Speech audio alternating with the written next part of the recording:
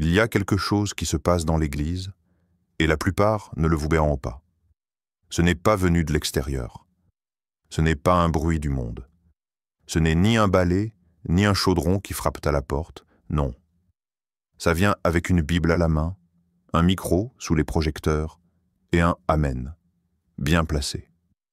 Mais attention, ce que tu entends, ce n'est pas toujours la voix de Dieu. Il y a un esprit à l'œuvre. Un esprit qui imite, qui manipule, qui cherche à dominer. Cet esprit s'est glissé dans les bancs, et parfois même sur l'estrade. Veux-tu vraiment comprendre ce qui se passe? Alors, reste avec nous jusqu'à la fin. Abonne-toi pour ne rien manquer de ces révélations essentielles. Et surtout, dis-moi en commentaire, as-tu déjà ressenti cette influence dans ton Église? Partage ton expérience, ça peut aider beaucoup de monde. Une sorcellerie déguisée en spiritualité. Tu vois, quand on parle de sorcellerie, ton esprit va probablement chercher des images de capes noires, de chaudrons fumants, de sorts lancés dans l'ombre de la nuit. Peut-être des scènes de films, ou des histoires de vieux contes où le mal s'affiche au grand jour avec ses signes évidents. Mais ici, aujourd'hui, ce n'est pas de ça dont je parle. Non, ce que je te décris est bien plus dangereux. C'est une sorcellerie subtile, presque invisible à l'œil non averti. Une sorcellerie habillée en habit de lumière. Une sorcellerie qui sait comment séduire, comment parler le langage de la foi et comment tromper même les plus sages. Imagine une femme ou un homme qui se tient là, devant l'assemblée. Ce n'est pas un sorcier avec des symboles occultes, non. Il ou elle a une Bible à la main. La voix douce, presque persuasive, comme un vent léger qui te caresse l'oreille, et tu penses « Voilà quelqu'un qui connaît Dieu ». Elle prie à haute voix, elle prophétise avec assurance, elle chante en langue, comme si elle était touchée par le feu de l'esprit. Mais tu sens qu'il y a quelque chose d'étrange, un frisson, un malaise. Ce n'est pas la paix qui t'envahit, ni la lumière. C'est plutôt une tension sourde, un poids invisible qui pèse dans l'air. Cette sorcellerie-là, elle ne crie pas, elle ne menace pas, elle ne jette pas d'anathème. Elle tisse son filet avec patience. Elle parle d'autorité, mais refuse de se soumettre. Elle cherche à contrôler sans se laisser dominer. Elle veut régner, mais pas selon les lois de Dieu. C'est un esprit qui utilise les mêmes mots que la vérité, mais qui tisse la confusion. Elle embrouille, elle emballe, elle séduit, mais surtout, elle domine. Elle prend possession non pas de ton corps, mais de ta pensée, de ton cœur. Tu vois, cet esprit ne cherche pas la relation avec Dieu. Il ne cherche pas l'union avec le Saint-Esprit. Son but n'est pas la sanctification, mais la séduction. Il veut briller sous les projecteurs, être vu, entendu, suivi. Il se nourrit de l'admiration, pas de la transformation. Il aime le pouvoir, pas le service. Il veut que tu sois accroché à sa voix, mais il déteste que tu remettes en question ses paroles. Elle parle encore, comme si chaque mot qu'elle prononçait était un décret divin. Mais ne te laisse pas tromper. Derrière ce vernis de spiritualité, il y a une soif insatiable, celle de l'influence sans l'autorité divine. Une volonté farouche d'exister non par la grâce, mais par la manipulation. Elle attire les regards, elle crée des cercles, elle sème la division en douce. Parce qu'elle ne veut pas seulement participer, elle veut commander.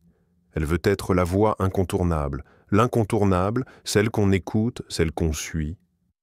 Et pourtant, écoute bien, cette sorcellerie ne s'assume jamais. Elle se cache derrière des prières, des chants, des prophéties. Elle se déguise en envoyée de Dieu, mais elle est l'ennemie de l'humilité. Elle revendique une autorité qu'elle ne détient pas, et elle cherche à imposer sa vision sans tenir compte de la volonté de Dieu ni de l'équilibre dans l'Église. Son langage est spirituel, mais son fruit est amer, division, confusion et domination. C'est là le vrai danger.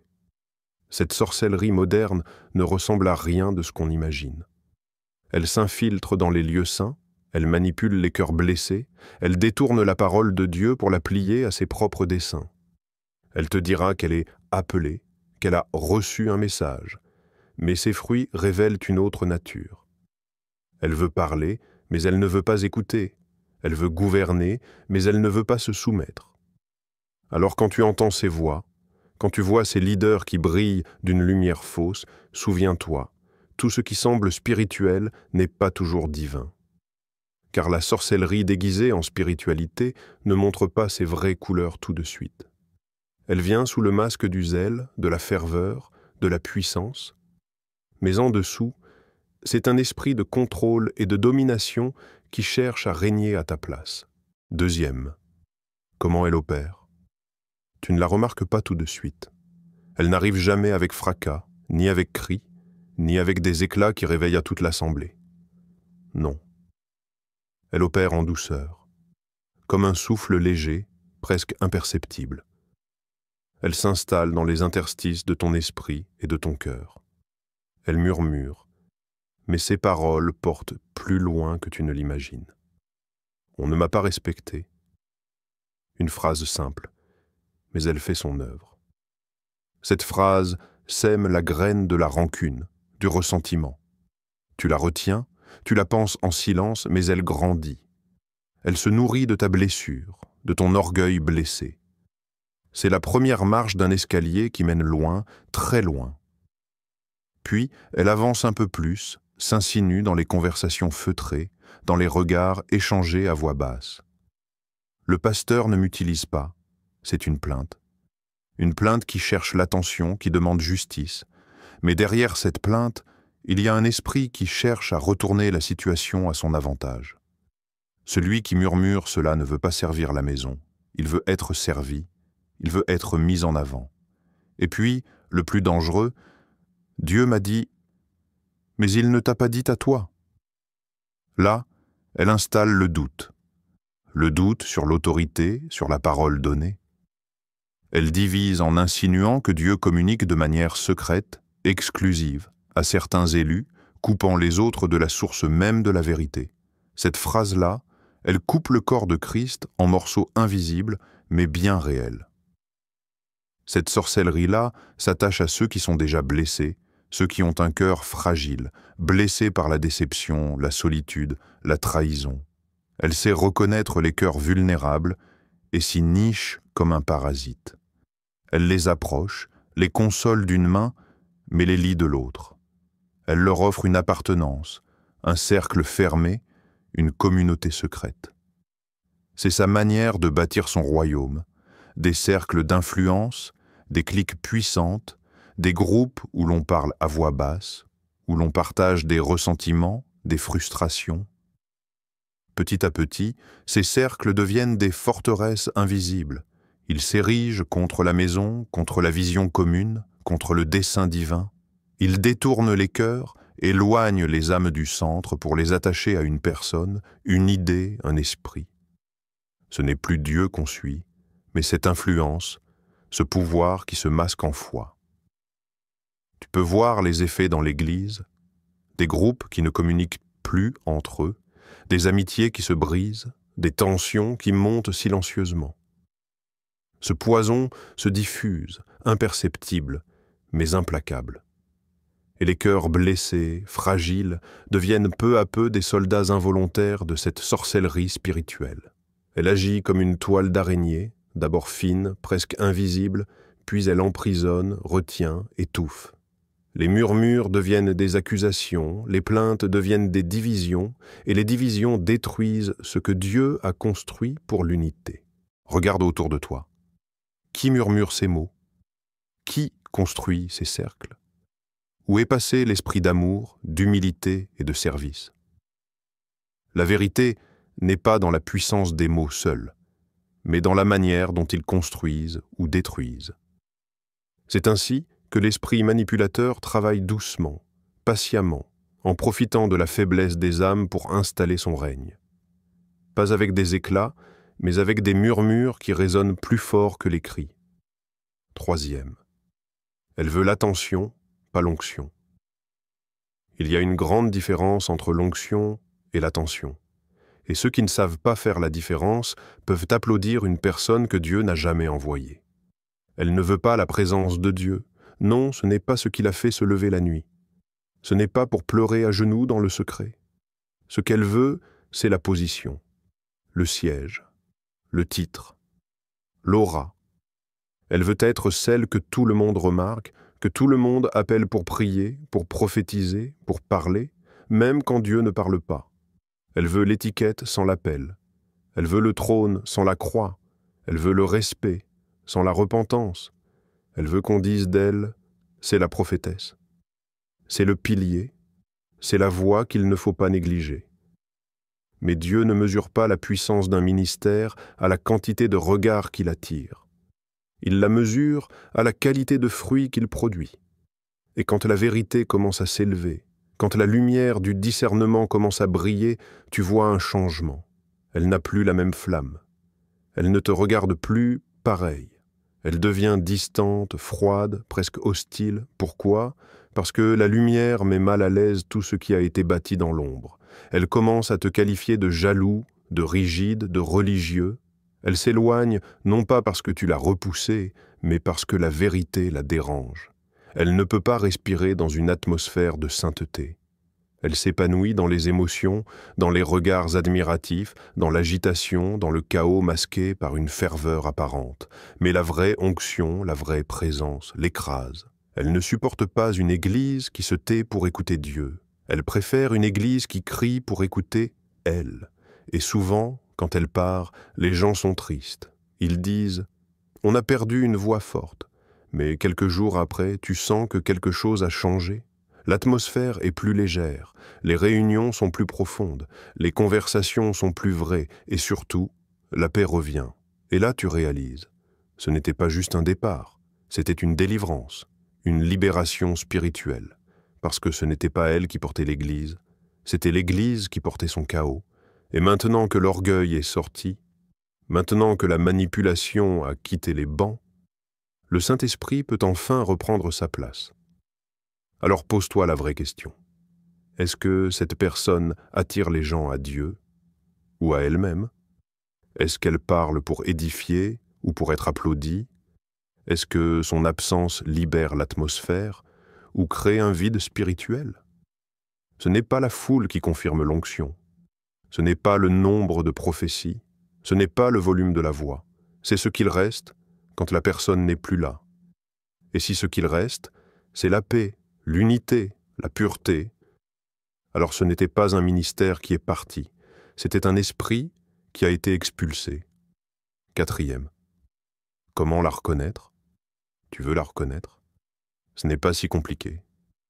Mais il faut arrêter de regarder l'apparence et commencer à écouter les fruits. Elle parle fort, très fort. Toujours une parole, toujours une révélation, toujours quelque chose à dire, même quand le ciel se tait. Mais regarde bien. Écoute entre les lignes. Observe ce qui reste après son passage. Il n'y a pas de paix. Tu sens une agitation dans l'air. Les cœurs s'échauffent. Les tensions montent. Et même les silences deviennent lourds. Ce n'est pas le feu de Dieu. C'est une fumée épaisse qui étouffe plutôt qu'elle ne purifie. Il n'y a pas d'amour. Juste des alliances intéressées, des flatteries masquées, des encouragements qui ressemblent plus à du chantage spirituel qu'à une vraie compassion. Il n'y a pas d'unité. Elle arrive dans une communauté et en quelques mois, des liens sont brisés, des groupes se forment, des amis se méfient les uns des autres. Ce n'est pas l'ennemi extérieur, c'est une guerre intérieure. Et souvent, elle en est la source. Tu vois du bruit, du désordre, et surtout, une atmosphère lourde. Les cultes deviennent bruyants, oui, mais le bruit n'est pas le signe de la présence de Dieu. Elle aime les manifestations visibles, les cris, les gesticulations, les démonstrations impressionnantes, mais très peu de conversion réelle, très peu de repentance sincère, très peu de cœurs transformés, parce qu'elle se nourrit de l'émotion, pas de la vérité. Elle préfère un peuple agité à un peuple enseigné. Elle veut des ressentis, pas des fondements, des frissons, pas des convictions, des expériences, pas une marche constante avec Dieu, et le test ultime, c'est la correction. Elle peut tout supporter, la critique, l'indifférence, le silence, mais pas la correction. Corrige-la et tu verras son vrai visage. Car toute correction expose ce qu'elle cache depuis le début. Le contrôle, l'orgueil, l'indépendance déguisée en onction. Elle fuira les leaders qui osent dire non. Elle méprisera ceux qui lui disent « ce n'est pas encore ton temps ». Elle évitera ceux qui prêchent l'ordre, la soumission, la repentance. Elle ne peut pas rester là où la vérité règne. Parce que la vérité met à nu ce qu'elle essaie de couvrir par des discours spirituels. Tu veux vraiment savoir si cette personne porte Dieu? Ne te laisse pas hypnotiser par ses mots. Regarde ce qu'elle laisse derrière elle. Est-ce que les gens autour d'elle grandissent pendant Christ? Ou deviennent-ils dépendants d'elle? Est-ce qu'elle bâtit la maison de Dieu? Ou est-ce qu'elle construit une mini-église autour de son image? Est-ce qu'elle inspire la sainteté? Ou juste une forme de religiosité qui te fatigue mais ne te transforme pas? Le vrai test, c'est simple. Là où elle passe, est-ce que Dieu prend plus de place? Ou est-ce qu'elle en prend trop? 5e. L'Église doit se réveiller. L'Église doit se réveiller. Ce n'est pas une option, c'est une urgence. Parce que tant qu'elle dort, l'ennemi s'installe dans ses murs. Tu veux faire fuir cet esprit de contrôle, de séduction, de confusion?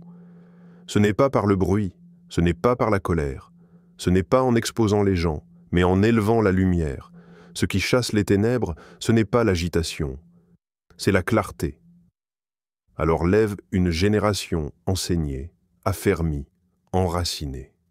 Pas juste des gens qui savent crier « Alléluia », mais des hommes et des femmes qui peuvent ouvrir la Bible et dire « Il est écrit ». Lève une église discernante. Pas une église émotive qui court derrière chaque sensation, mais une église qui sent les esprits, qui distingue la chair du souffle, le charisme de l'onction, l'apparence de la substance. Lève des leaders purs.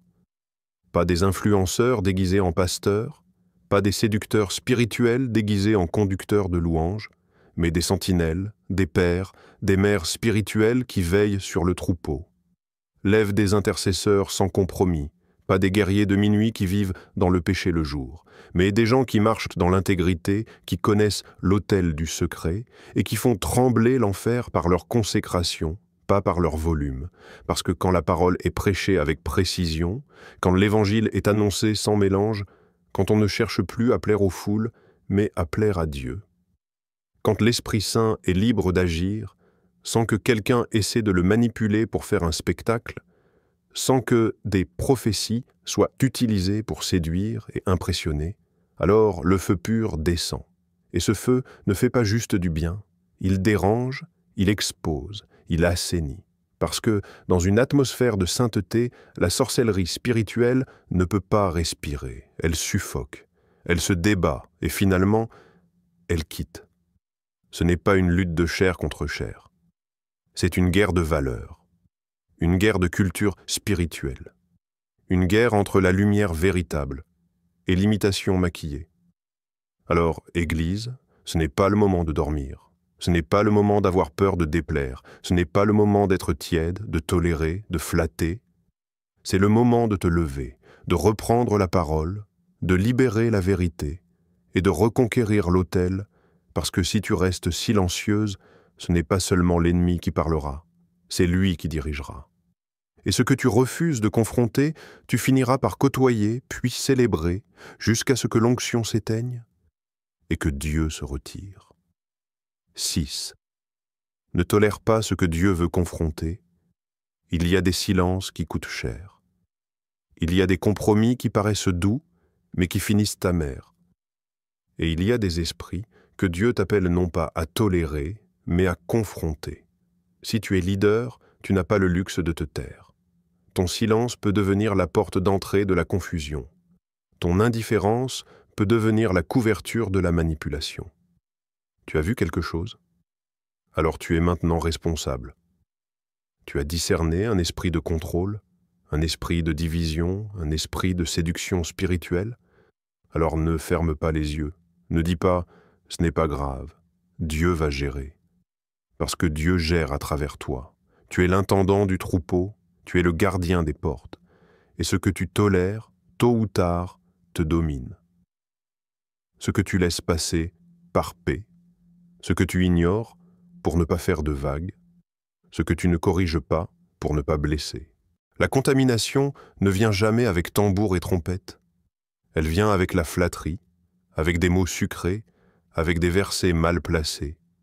Et pendant que tu regardes ailleurs, elle crée des alliances, des réseaux dans l'ombre, des influences invisibles, jusqu'à ce que ce ne soit plus Christ qui conduit l'Église, mais une atmosphère non identifiée. Et soudain, tu te rends compte que la louange est lourde, que l'unité se fragmente, que les décisions deviennent floues, que les cœurs se refroidissent. Pourquoi? Parce que tu as laissé une ambiance étrangère s'installer. Le discernement n'est pas une option pour les leaders, c'est une armure. Et la confrontation n'est pas une agression, c'est une protection. Mais attention, on ne confronte pas avec orgueil, on ne démasque pas pour humilier, on ne crie pas pour prouver qu'on a raison, on expose dans l'amour, on confronte avec grâce, mais on agit avec fermeté. Parce que si tu ignores un esprit destructeur, tu ne fais pas que mettre en danger l'Église, tu trahis ta mission, parfois le plus grand acte de miséricorde. C'est de dire un non clair, c'est de fermer la porte avec conviction, c'est de nommer le danger, pas pour condamner, mais pour préserver ce que Dieu construit. Dieu t'a confié une maison, pas un spectacle, pas un cercle social, une maison de gloire. Et ce que tu protèges aujourd'hui sera la force de ceux que tu élèves demain. Les sorciers modernes ne portent pas de cape. Ils ne volent pas sur des balais. Ils ne récitent pas des incantations en latin. Non, ils prêchent, ils prophétisent. Ils chantent dans les assemblées. Ils récitent les Écritures sans les vivre. Et le plus dangereux, c'est qu'ils ont l'apparence de la piété, mais ils renient ce qui en fait la force. Leur bouche parle de Dieu, mais leur cœur est un trône pour l'orgueil, la convoitise et la manipulation. Ils ne viennent pas pour bénir, ils viennent pour captiver, ils viennent pour charmer les naïfs, séduire les blessés et désorienter les faibles. Alors ne dors pas. Garde ton esprit éveillé. Parce que tout ce qui brille n'est pas divin, et tout ce qui parle de Dieu ne vient pas de Dieu. Teste tout esprit, pas avec tes émotions, pas avec la foule, pas avec les réseaux sociaux. Teste avec la vérité, avec la parole, avec le discernement du Saint-Esprit. Ne cours pas après chaque « Dieu m'a dit », cours après ce que Dieu a déjà dit, cours après la croix, cours après la sainteté, cours après la lumière, parce que Dieu ne contredit jamais sa parole. Et souviens-toi, là où la vérité règne, le mensonge n'a plus d'air, il s'étouffe, il recule, il fuit, alors que la vérité règne dans ta maison, qu'elle règne dans ton cœur, qu'elle règne dans ton Église, qu'elle règne dans ta génération, car quand la lumière brille, les ténèbres n'ont pas de choix, elles disparaissent.